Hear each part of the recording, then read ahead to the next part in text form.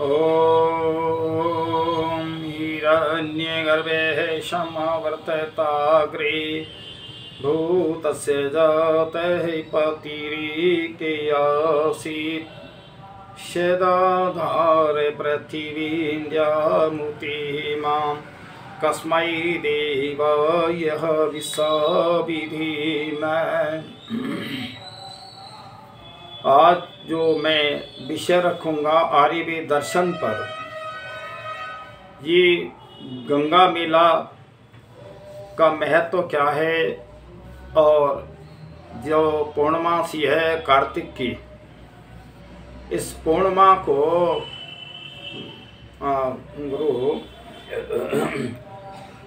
गुरु नानक देव का जन्म भी हुआ है।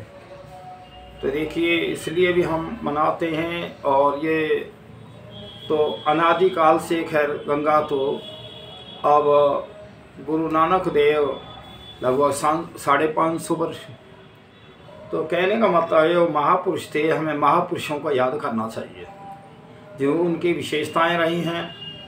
तो आज की जो मेरी चर्चा रहेगी वो यही रहेगी।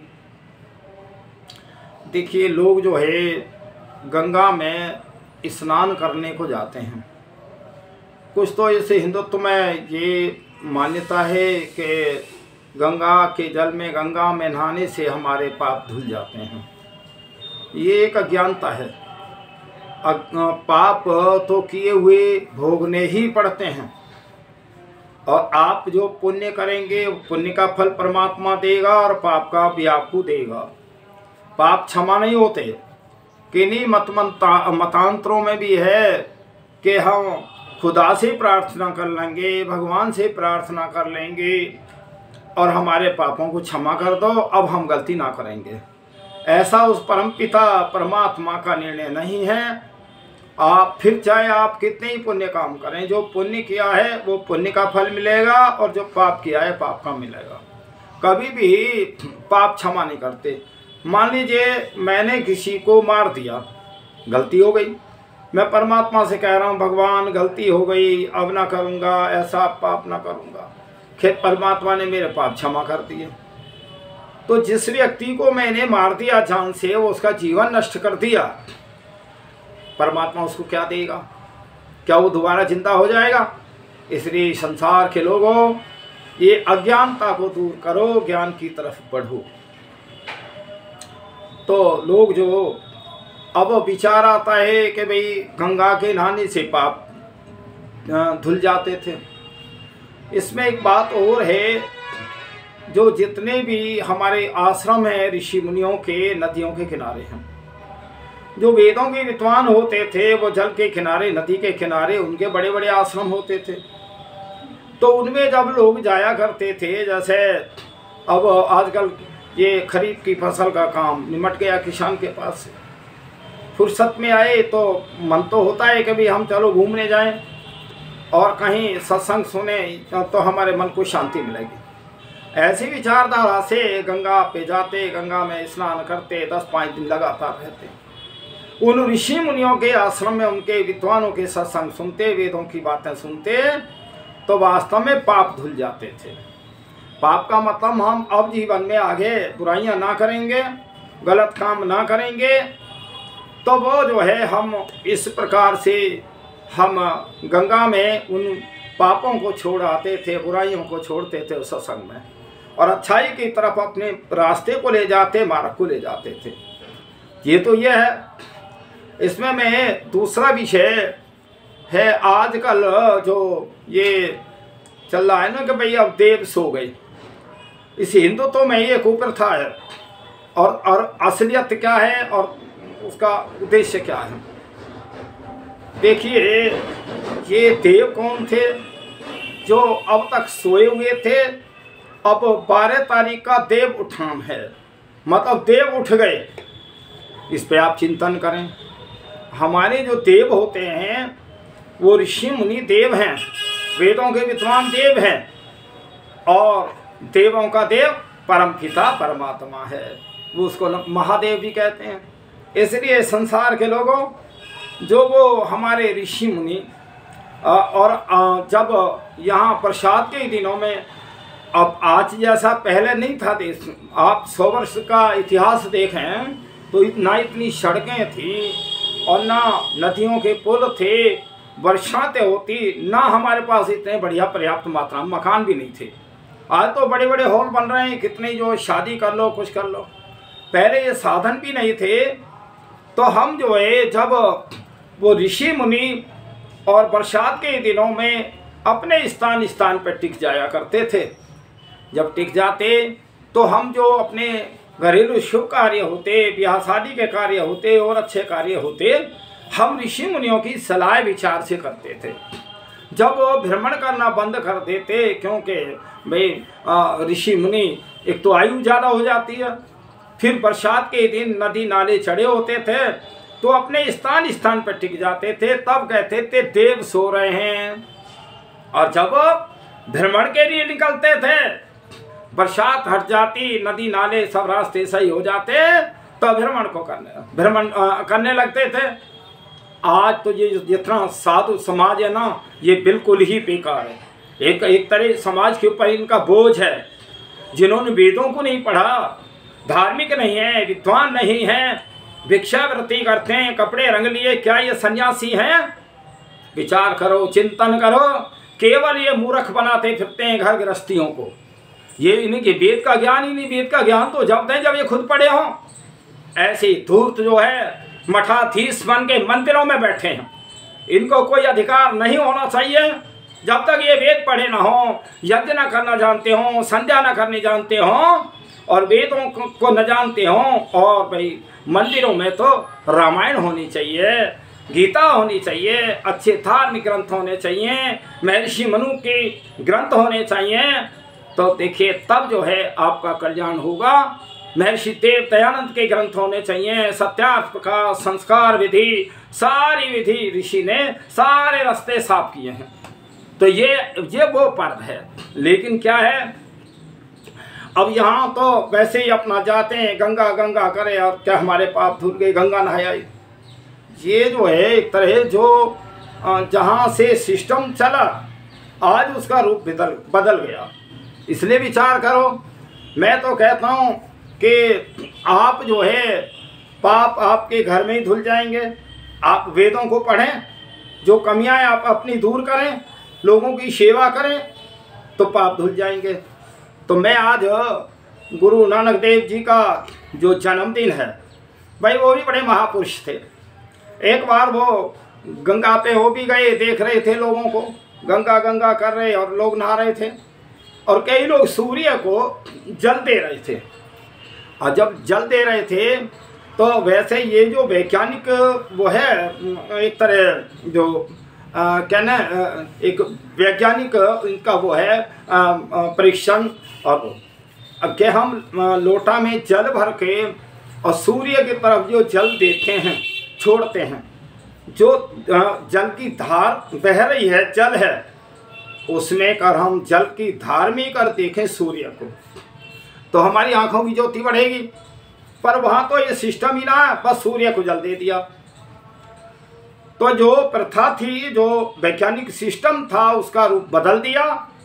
तो जब ऐसे ही वहाँ गंगा पे गुरु नानक देव भी देख रहे थे, तो गुरु नानक देव ने देखिए समझाने के महापुरुष हमारे कहाँ कहाँ समझाते हैं। तो उन्होंने एक लोटा जल का भरा और लोग पूरब को छोड़ रहे थे जल सूर्य को, उन्होंने पश्चिम में जल जो है ऐसे धार मान के दे रहे थे।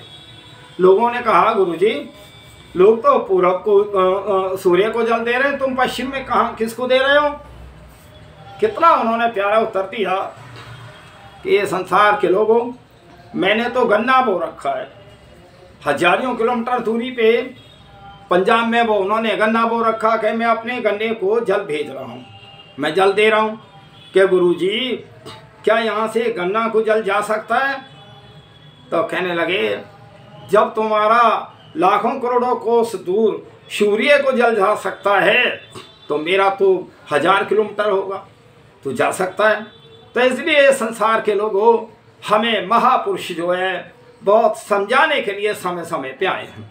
ऐसा नहीं, इतना ही नहीं भाई, वो कितने दयालु थे और कितने वो अच्छे थे। एक बार उनके पिताजी ने कुछ पैसे दिए कि है नानक वहाँ बाजार से तो सौदा लिया, जैसे घर का राशन होता है। अब उन्होंने जब देखा कि वहाँ बाजार के रास्ते के किनारे भीख मांगने वाले गरीब लोग बैठे थे, तो वो जो पैसा था वो सारा उनको बांट दिया। तो शाम को पिताजी बोले, अरे नानक सौदा लाया ना? तो नानक देव जी कितना प्यारा उत्तर देते हैं, संसार के लोगों इनसे प्रेरणा लो। तो वो कहते हैं, पिताजी मैं तो सच्चा सौदा ले आया। हे संसार के लोगों, जो दान धर्म, वेद का ज्ञान, यज्ञावन करना, ये मुक्ति का सच्चा सौदा है। इसी से मुक्ति और जन्नत मिलेगी। तुम अधर्म और पाप करते रहो और कहीं तुम जन्नत मांगो, मुक्ति मांगो, बिल्कुल भी नहीं मिलेगी। ये संसार के लोगों, महापुरुषों से कुछ सीखो, वो हमें बहुत कुछ दे के गए हैं। और भाई मेरे ख्याल में तो उसी का प्रभाव है। आज जो सिख समाज है भाई, गुरुद्वारों में लंगर लगते हैं, रोज लंगर लगते हैं भाई। पता ना परमात्मा कैसे इनकी वो सहायता करके अनु देता है। तो इसलिए हर जगह गुरुद्वारों में हर रोज लंगर लगते हैं 12 मास 30वें दिन। तो कितनी इनमें जो है गुरु के प्रति श्रद्धा है। तो इसलिए विचार करो, ऐसे गुरुओं से हम सभी प्रेरणा लें। और देखिए, एक तो भूखे को भोजन खिलाना, एक हम वेद का ज्ञान देना, यज्ञावन करना, और भाई किसी को रास्ता नहीं पता तो हम सीधा रास्ता बताएं, ना कि कोई उसे ऐसा बताएं कि वो गड्ढे में गिर जाए। तो इसलिए विचार करो, उन महापुरुषों से ये प्रेरणा लो। देखिए, मैं ये समझता हूँ कि सबसे विश्व के अंदर सबसे उच्च कोटि तो आर्य ही हैं, और मैं दूसरे नंबर पर सिखों को गिनता हूँ। सिख मत भी एक तरह बढ़िया है ना। सिख मत में मैंने कोई भीख मांगते हुए देखा। ये कर्मठ हैं, पुरुषार्थी हैं और बहुत अच्छी विचारधारा है। कोई ऐसा छल कपट का व्यवहार भी नहीं करते। तो ये संसार के लोगों, ऐसे महापुरुषों से हम जब भी कोई पर्व आए हम प्रेरणा लें। वो महापुरुष हमारे गुरु हैं, और भाई वास्तव में नानक देव तो बहुत अच्छे गुरु भी हैं। एक उसमें मैं पढ़ रहा था, तो उन्होंने जैसे उनके शिष्य हुआ करते थे, 4 शिष्य थे। एक गांव में वो वहाँ अपना प्रचार किया, ठहरे, तो उन्हें गांव वालों ने बहुत सेवा की, बहुत पूरी सेवा की। और चलते हुए और गांव वालों से कहने लगे, गुरुजी ये गांव जो है ये एक तरह बिखर जाए, न उजड़ हो जाए। उजड़ का शब्द कहा, ये गांव उजड़ जाए। फिर चल पड़े, अगले गांव में फिर डेरा डाला। तो वहाँ लोगों ने उनकी उतनी सेवा नहीं की, विचारों को नहीं सुना। तो जब वहाँ से चले तो आशीर्वाद चलते हुए कहे, ये गांव यहीं बसा रहे। कितनी ऊंची विचारधारा थी हमारे ऋषियों की, हम कितने मुनियों की, हमारे उच्च कोटि के ये ऋषि थे। तो जब वो जब गांव से निकल गए तो उनके शिष्य बोले, गुरुजी एक बात बताओ कि जिन लोगों ने जिस गांव में पिछले में हमारी बहुत सेवा की, बहुत हमारा सम्मान किया, हमारी बातों को सुना, वहाँ तो तुम कहने लगे कि ये गांव उजड़ जाए। और जिन्होंने हमारी सेवा भी नहीं की और हमें कुछ वो हमारे पास भी नहीं आए, तुमने कहा कि ये गांव जो है यहीं बसा रहे। इसका क्या मतलब है? तो गुरुजी कहने लगे, जो मैंने पहले गांव वालों को कहा था, भले थे अच्छे थे लोग, तो ये अगर उजड़ जाएं, गांव से जा के बसेंगे, तो ये अपना धर्म का प्रचार फैलाएंगे, लोगों को जो है अच्छी विचारधाराएं मिलेंगी। इसीलिए मैंने कहा था। और इस गांव के लोग अच्छे नहीं थे तो ये यहीं बसे रहें, अगर कहीं बाहर जाएंगे तो ये और एक तरह दुष्प्रचार करेंगे। तेज संसार के लोगों, हमारे महापुरुषों की कैसी विचारधाराएं थी। देखिए, जो भी संत होते हैं, महापुरुष होते हैं, उनका कोई जाति बिरादरी से संबंध नहीं होता। जो वेदों को समझ लेते हैं, वेदों के विद्वान होते हैं, ज्ञान के प्रकांड होते हैं, वो वास्तव में जो है सबको एक समान मानते। उनके जो शिष्य थे मुस्लिम भी थे, ऐसा नहीं है।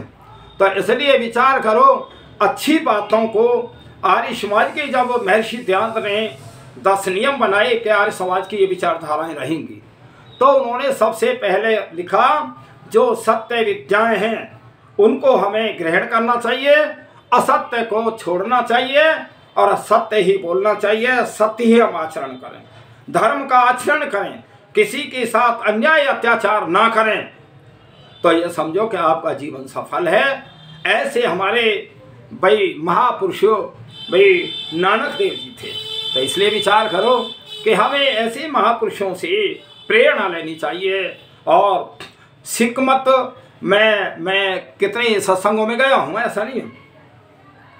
इनकी जो विचारधाराएं हैं, ये इनकी विचारधाराएं जो इनके वो होते हैं एक प्रचारक, तो वो राम की कथाएं सुनाएंगे, श्री कृष्ण की सुनाएंगे, हनुमान जी की सुनाएंगे, शिव की सुनाएंगे, गणेश की सुनाएंगे।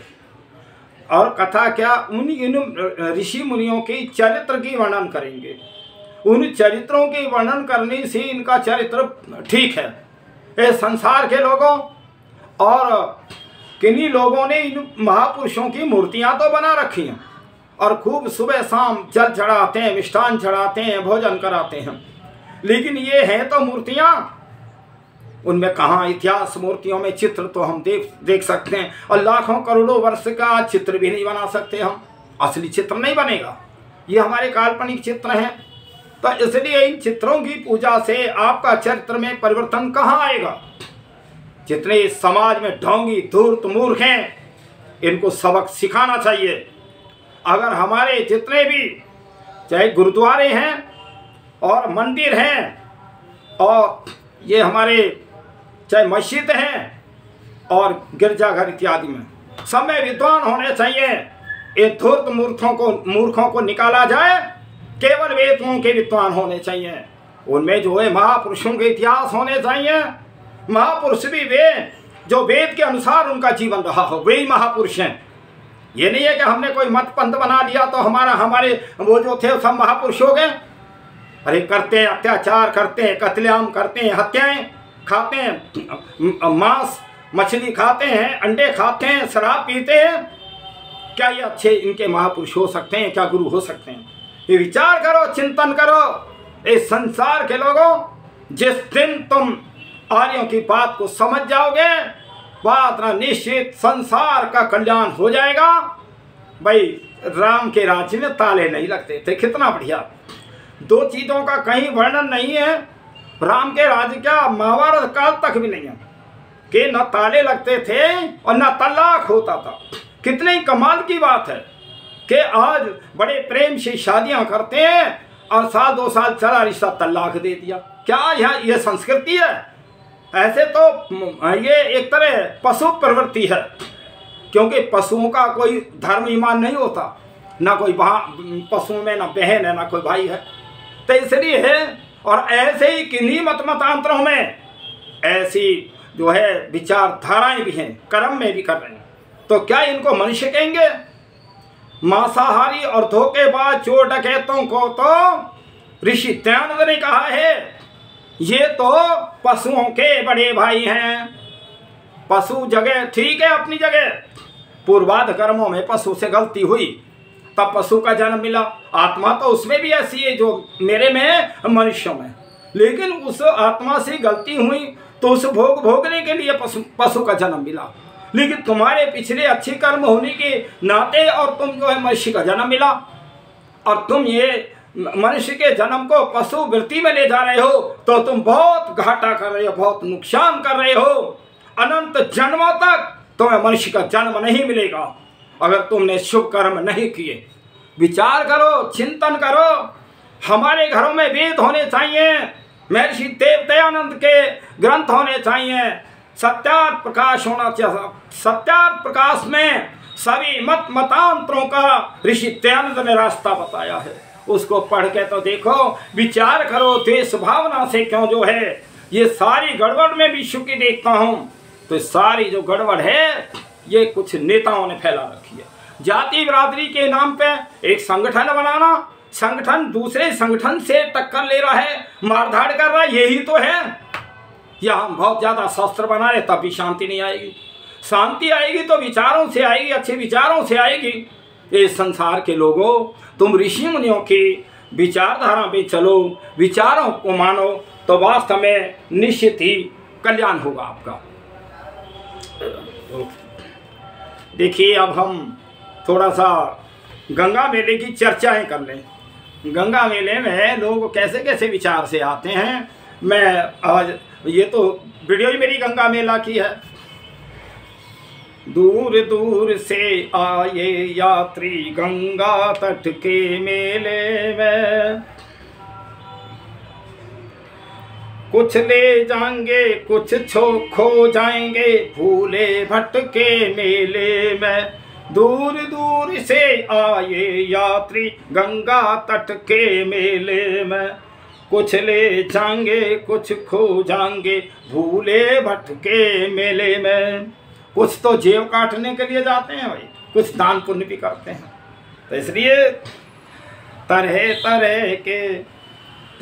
तरह की लेके भावना सब मेला में मेला देखन आए।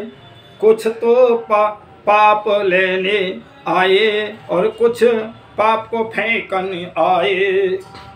कुछ गंगा में नहा धोकर हर जगह माथा टेकन आए। सद उपदेश सुनन आए, कुछ आँखों को सेकन आए। कुछ आँखों से चरित्र देख रहे हैं, दुष्चरित्र देख रहे हैं। सज्जन धन्यवाद ले जा, दुर्जन कट जा मेले में। दूर दूर से आए यात्री गंगा तट के मेले में, कुछ ले जाएंगे कुछ खो जाएंगे भूले भटके मेले में। तन को शुद्ध करन की खातिर और गंगा के जल में नहाओ, और मन को शुद्ध करन की खातिर सत्संग मंडल में नहाओ। जीवन शुद्ध करन की खातिर पाप की तल तल में नहाओ। ओ बेड़ा गर्क करन की खातिर और दान पुण्य में नहाओ। बुरे भले जैसे चाहो सब ले लो लटके मेले में। दूर दूर से आए यात्री गंगा तट के मेले में, कुछ ले जाएंगे कुछ खो जाएंगे भूले भटके मेले में। दो दिन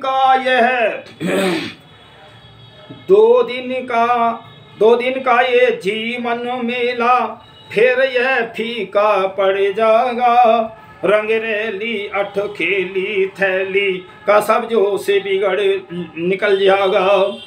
मैला कुचेला होकर और मैला बुरी तरह से सड़ जाएगा। आज जो रौनक देख रहे कल को सब रंग बिगड़ जाएगा। और सजग सुभग पग पग पर खतरा है खटपट के मेले में।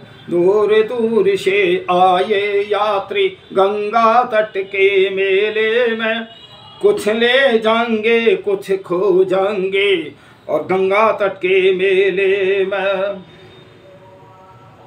जिसको मेला कहते हो और मिल लो 2 दिन का मेला है, और बिछड़े बाद फिर नहीं मिलेंगे ऐसा अनोखा खेल है ये।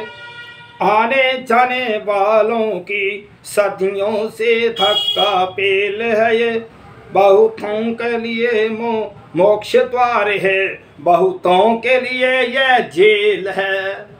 ओ सोबाराम प्रेमी फंस गया इस नटखट के मेले में। महेंद्र आर्य भी फंस गया इस नटखट के मेले में। दूर दूर से आए यात्री गंगा तट के मेले में, कुछ ले जाएंगे कुछ खो जाएंगे गंगा तट के मेले में। देखिए एक बात सुनो, एक और इस हिंदुत्व में विचारधारा वो है कि गंगा का जल पवित्र तो है, मैं भी मानता हूँ, और जो वो है बहुत बड़ा वो है जहाँ से गंगा निकल के आई है, और गंगा पहाड़ों से आती है, और गंधक जैसे पहाड़ भी हैं और औषधियों के पहाड़ भी हैं, इसलिए गंगा का जल ज़्यादा शुद्ध है। कई लोग कहते हैं गंगा का जल खराब नहीं होता। ठीक है, मैंने कम से कम आज 25 वर्ष पहले मैंने एक बोतल में पानी रखा अपने हैंडपंप का। आज वो पानी भी ठीक है। कारण क्या है कि जल जब खराब होता है, जब उसमें अतिरिक्त कहीं से कोई मिट्टी है या कूड़ा कबाड़ उस जल में होगा तो जल बिगड़ जाएगा। इसलिए जल की ऐसे तो कोई वो नहीं है कि भाई हम इस विचारधारा से, ठीक है गंगा गंगोत्री से निकली है, औषधियों के पहाड़ों से गुजरती हुई, और ये निकली है, जल शुद्ध पवित्र है, हमारे मन को भी वहाँ शांति मिलती है, शीतल जल है, और वहाँ पहाड़ों का होना और वनस्पतियों का होना, ऊंचे ऊंचे वृक्षों का होना, वहाँ मन को शांति मिलती है। ठीक है, जाना चाहिए, पर जाओ उनको जहाँ ऋषि मुनि वेदों के सत्संग हो, वेदों के विद्वान हो, वहाँ जाना चाहिए, तब तो आपको मिलेगी शांति। और तुम ऐसे कहो कि हम जल के नहाने से हमें शांति मिल जाए, नहीं मिलेगी। तो इसलिए तो गंगा के नहाने से नहीं तर सकते, फिर कैसे तरेंगे? तरेगा तो वह ही जाके हृदय में हर है। हर शब्द आया भगवान का, ईश्वर का, तो तरेगा तो वही जाके हृदय में हर है। और गंगा के नहाने से जो पापी नर तर जाएं, तो मीन क्यों न तरे, जाके जल में ही घर है। मछली तो जल में ही रहती है, तो फिर मछली तरनी चाहिए। तुम तो कभी कभी जाते हो नहाने और मछली तो उसी में रहती है। तो यहाँ आए, गंगा के नहाने से जो पापी नर तर जाएं, तो मीन क्यों न तरे, जाका जल में ही घर है। तरेगा तो वही जाके हृदय में हर है, परमात्मा है, उसी का कल्याण होगा। जटा के बढ़ाने से जो पापी नर तर जावें, मोर क्यों न तरे, जाके लंबे लंबे पर हैं। तो देखिए बहुत बहुत बड़े आपको लंबे लंबे बालों वाले साधु मिलेंगे। एक साधु मिला, मैं एक बार हर की पेड़ी पे गया, मैं तो जाता रहता हूँ कभी कभी केवल प्रकृति को देखने के लिए, ऐसी आस्था से नहीं जाता कि मैं गंगा ही नहाने जाना। और कई बार तो मैं जाता हूँ तो मैं जहाँ ठहरता हूँ मैं वहीं नहाता हूँ, गंगा में भी नहीं नहाता। तो फिर मैंने जब वहाँ भ्रमण के लिए गया तो एक साधु के बाल इतने लंबे थे, वो पैरों से भी ज़्यादा ज़मीन में खिंचड़ रहे थे। तो मैंने उससे प्रश्न किया, एक बात बता भाई, तेरे तो ये इतने लंबे बाल रखाने में सारा जीवन इन्हीं में बीत गया, तू कहाँ का साधु है, तैने कौन सा वेद पढ़े या किसी को ज्ञान दिया? तो ऐसे ऐसे बालों के बढ़ाने से साधु बन रहे हैं। तो इसलिए यहाँ फिर वो उपमा दी है विद्वानों ने, फिर तो तरेगा तो वो जो मोर जाके लंबे लंबे पर हैं। इसे विचार करो कि हम कर्मों से कहाँ भटक रहे हैं और कहाँ कुप्रथाओं में जा रहे हैं। जटा के बढ़ाने से जो पापी नर तर जाएं, तो मोर क्यों न तरे, जाके लंबे लंबे पर हैं। तरेगा तो वह ही जाके हृदय में हर है। फिर मूड के मुड़ाने से जो पापी नर तर जाएं, तो भेड़ क्यों न तरे, जाको मूड़े सब धड़ है। कुछ घोटन घोट भी हैं, वो भी ये समझते हैं कि हम साधु हैं। अरे साधु तो ज्ञान का है। सन्यासी कहते हैं रिसर्च करता को, जिसने रिसर्च किया हो, ज्ञान का रिसर्च किया हो, ईश्वर के दर्शन किए हो, आत्मा के बारे में जानता हो, संसार के बारे में जानता हो, वो सन्यासी है। फिर तो इसलिए तो मूड के मुड़ाने से जो पापी नर तर जाएं, तो भेड़ क्यों न तरी, जाको मूड़े सब धड़ है। शंख के बजाने से जो पापी नर तर जावें, तो कुत्ता क्यों न तरे, जाको शंख जैसा स्वर है। देखिए एक बात सुन, ये एक वो है कि लोग शंख बजाते हैं मंदिरों में, और वो शंख को ये समझते हैं हमने बहुत धर्म का कार्य कर लिया। मैं थोड़ा शंख के बारे में बताना चाहता हूँ। पहले जब ये माइक आदि व्यवस्थाएं नहीं थी और कोई हमारा सत्संग होना है, माने 8 बजे सत्संग होना है, तो हम वो मंदिर में जो पुजारी या जो भी उसका कार्यकर्ता शंख बजाता था, भाई अब मीटिंग का समय हो गया, सत्संग का समय हो गया, केवल ध्वनि यंत्र है ये शंख जो है, ध्वनि यंत्र है। अभी तुम महाभारत में देखोगे तो सभी दोनों तरफ से शंख बजे, और श्री कृष्ण जी ने भी शंख बजाया था, उसका नाम अब मैं नाम याद नहीं है। तो वो संकेत था कि हम तैयार हैं युद्ध के लिए। तो ये जो शंख है ये ध्वनि वो प्रचारक है। आज तो हम जब किसी को बुलाते हैं तो हम माइक में ही तो आवाज़ लगाते हैं, और आज तो और सिस्टम हो गया भाई। आज तो फोन में कह देते हैं जो हमारे तो जब का कार्यक्रम है, जब की शादी है, जब लगन आएगी, जब ब्याह होएगा, तो अब सिस्टम और बदल गया। तो इसलिए हमने इसको ही धर्म का चिन्ह मान लिया। शंख के बजाने से जो पापी नर तर जाएं, कुत्ता क्यों ने तरे जाको शंख जैसा स्वर है, तरेगा तो वही जाके हृदय में हर है, परमात्मा है। भस्म के रमाने से जो पापी नर तर जाएं, तो गधा क्यों ने तरे जा जो लोटे दिन भर है। कई लोगों ने तो साधुओं ने ये चिन्ह बना लिया कि वो राख मलते हैं कि हम बड़े तपस्वी हैं।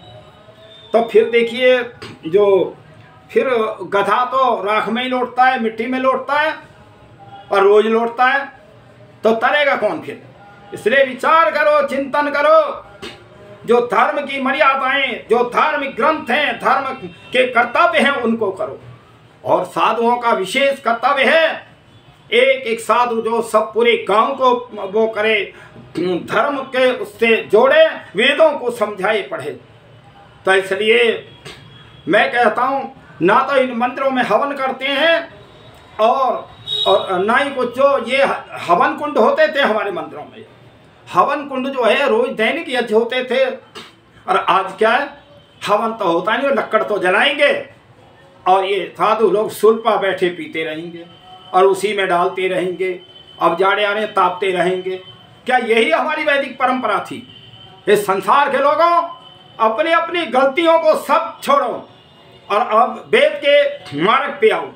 हर पंथ मत मजहब में गलतियां हैं, ऐसा नहीं है। तो इसलिए विचार करो कि हम कहां से कहां चले गए, किस लिए आए थे और कहां पहुंच गए, क्या करने के लिए हमें परमात्मा ने भेजा है। जब बच्चा माँ के गर्भ में होता है ना, तो देखिए ज्ञान तो आत्मा में होता है। वो बच्चा है, शरीर है, छोटा है, नहीं चल फिर रहा, और वो बंद उसमें क्या नाम है, पॉलीथीन में बंद है, कुछ कह भी नहीं सकता। जब बताते हैं जब 5-6 महीने का बच्चा होने लगता है तो उसे कुछ कुछ होश आने लगता है, और जब उसे होश आता है तो वो सोचता है तू तो जो है बंद कोठरी में पड़ा है, नरक में पड़ा है। परमात्मा से विचार करता है, हे प्रभु तू मुझे इस गंदगी से, इस नरक से निकाल। जब वो जन्म लेके बाहर आता है, जब संसार की चकाचौंध देखता है, वो वैसा ही वो ढल जाता है। कारण क्या है? अब यहाँ वह कारण है क्या जो वैसे ही ढल जाता है? उसको जो यहाँ रास्ता सही नहीं मिल रहा, उसको शिक्षा में वेद का ज्ञान होए तो तब वो वास्तविक में अपने को समझे। आज ये संसार की यही तो दशा हो रही है। शस्त्र तो बहुत बना रहे हैं और बहुत शस्त्रों का प्रयोग कर रहे हैं, शस्त्र छोड़ भी रहे हैं, मर भी रहे हैं और मार भी रहे हैं। अगर शस्त्रों से शांति हुई हो तो मुझे बताओ, शांति केवल आएगी विचारों से आएगी। और हमारे जो ऋषि मुनियों के मार्ग हैं, बताए हुए हैं, राम के मार्ग हैं, श्री कृष्ण के मार्ग हैं, शिव के मार्ग हैं, उन्हीं से आएगी। तो होगा भाई। अग्नि के तपाने से जो पापी नर तर जावे, तो भुर्जी क्यों ने तरे जो झोंके दिन भर है। जो भड़बुजा होता है वो तो भाड़ी झोंकता रहता है। कई लोगों ने तो ऐसा वो बना रखा है, मैं तो इनको मूर्ख ही कहूँगा। कर्म तो करते नहीं, दिखावे के लिए हम ये कर रहे हैं। चारों तरफ अग्नि जलाई और बीच में बैठ गए। हम तो तपस्या कर रहे हैं। अरे तपस्या ये नहीं है, तपस्या है मैं आज के बाद प्रतिज्ञाएं करता हूँ, मैं शराब नहीं पीऊँगा। आज मैं प्रतिज्ञाएं करता हूँ, अंडे नहीं खाऊंगा, मांस नहीं खाऊंगा। आज के बाद मैं कभी झूठ नहीं बोलूँगा, मैं सत्य के मार्ग पे चलूँगा। ये है तप। मैं किसी को धोखा नहीं दूंगा, ये तो दिखावा है। जो अगर अग्नि के तपाने से तो भड़बूजा तरेगा, फिर तुम तरेगा तो वही जाके हृदय में हर है। फिर तिलक छाप के लगाने से जो पापी नर तर जाएं तो हाथी क्यों ना तरे, जाकर लगता सिंदूर है। कई बार लोगों ने बड़े बड़े माथे कर लेंगे काले पीले और मांगते फिरेंगे क्या हम बहुत तपस्वी हैं। अरे काहे का तपस्या है, नहीं जो माथा पे वो कहीं मिट्टी पोतली तो तू तपस्वी बन गया। विचार करो कि ये क्या है, हमारे जो विचारधाराएं, जो हम साधु बने हैं, उस साधु का कर्म क्या है, उस पर चिंतन करो तो देखिए तरेगा तो वही जाके हृदय में हर है।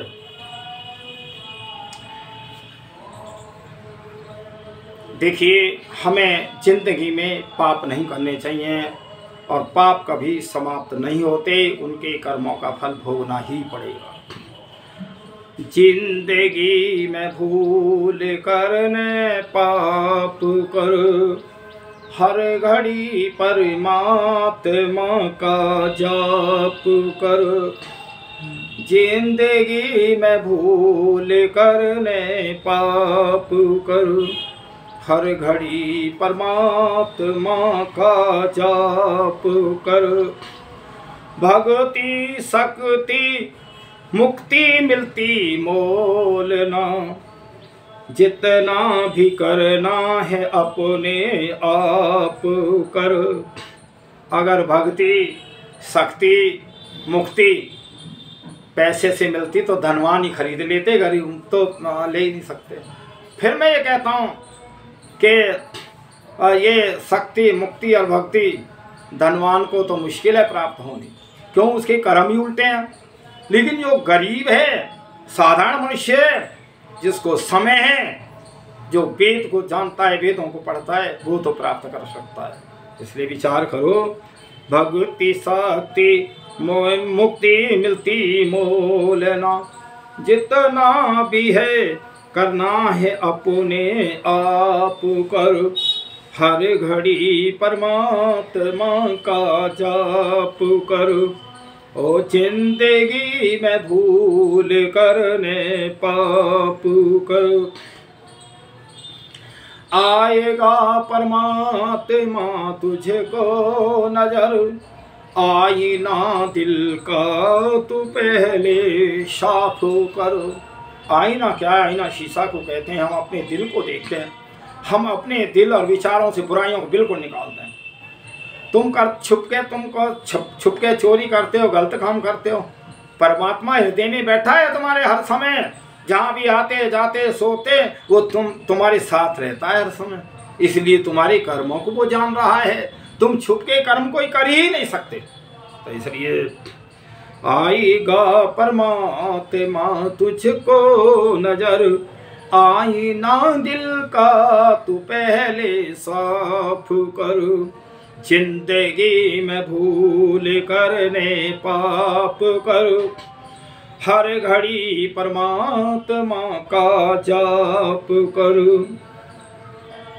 राह में कांटे बहुत मंजिल कठिन, हर कदम चलना संभल कर नाप कर। ये हम संसार को कहते हैं, ये संसार आराम गाह नहीं है या आराम के लिए नहीं है। इसमें तो बहुत कांटे बिछे पड़े, कदम कदम पे कांटे हैं, और उन कांटों से संभल करके अच्छे रास्ते पे चलो, परमात्मा की शरण में जाओ, मुक्ति प्राप्त करो। राह में कांटे बहुत मंजिल कठिन, हर कदम चलना संभल कर नाप कर। जिंदगी में भूल करने पाप कर, हर घड़ी परमात्मा का जाप कर। बस देखिए, ये मनुष्य जीवन हमें मुक्ति प्राप्ति के लिए मिला है, धर्म अर्थ काम और मोक्ष के लिए मिला है, खाने पीने के मौज मस्ती के लिए नहीं है ये मनुष्य जीवन। तो हम व्यर्थ में इस मनुष्य जीवन को बर्बाद कर रहे हैं। ये दुनिया के लोगों सोचो, मनुष्य जन्म जब मिलता है जब 50% से अधिक पुण्य कार्य होते हैं, तब मनुष्य जीवन में आत्मा आता है। अगर जब तक ये भोगने के बाद पता ना मैंने कितने जन्मों में ठोकरें खाई, कितने मैंने कांटे प्राप्त हुए मुझे, तब उस प्रभु ने मुझे यह मनुष्य जीवन दिया है। उस प्रभु की बड़ी कृपा है, उसको याद किया करो। मनुष्य जीवन छोड़ करके जितनी संसार की योनियां हैं, पशु हैं, पक्षी हैं, कुत्ते गधे जितने भी हैं, सब ये भोग योनियां हैं। जब ये भोगते और जब इनके पुण्य आगे हो जाएंगे, पाप इन्होंने भोग लिए, तब मनुष्य जीवन में आता है। बहुत कठिन है मनुष्य जीवन मिलना। आज हम ऐसे ही इसको बर्बाद कर रहे हैं। इस संसार के लोगों, तुम महापुरुषों से प्रेरणा लो, शिक्षा लो, ऋषि मुनियों से लो। और ऐसे उन्हीं ऋषि मुनियों में, तपस्वियों में हमारे भाई गुरु नानक देव जी थे, और जिनका मैं जन्मदिन पे और मैंने अपनी ये वीडियो बनाई। और जन्मदिन तो वो आपके 15 जो तारीख आएगी वो पूर्णिमा है। तो इसलिए महापुरुषों से प्रेरणा लो। महापुरुष हमें रास्ता बता के गए, हमारे जीवन का मार्ग बता के गए। हमें उनसे प्रेरणा लेके और हमें उनके इतिहासों को पढ़ना चाहिए, उनसे अपने जीवन को बनाना चाहिए। तो मैं परमपिता परमात्मा से ये प्रार्थना करता हूँ, हे प्रभु, संसार में अच्छे महापुरुष आते रहें, जो हमें ज्ञान मिलता रहे, हमें प्रेरणा मिलती रहे। और आपके पास तो मोक्ष में बहुत आत्माएं हैं प्रभु, बहुत अच्छी आत्माएं, उनको भेजो। आज संसार दूसरे मार्ग पे चल रहा है, वेद से भटक रहा है। हे प्रभु, मेरी प्रार्थना स्वीकार करो। ओम शम।